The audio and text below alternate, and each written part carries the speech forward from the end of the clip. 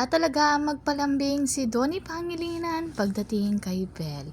At kitang-kita sa asa February nila ay talagang tinawag na naman muli ni Donnie na babes si Belle. At ito pang nakakatuwa sa kanila habang hinihintay sa stage si Belle at si Donnie ay nasa stage na, at nung nakita niya na paparating na si Belle at lumapit naman agad at napaka-attentive talaga niya. Pati isa sa Bini group ay talagang kinikilig sa dalawa at tinitignan kung paano magbulungan. May nahagip pa nga na camera si Donnie na magkalayo sila ni Belle. At sa second clip ay kitang-kita ay magkasama na ang dalawa.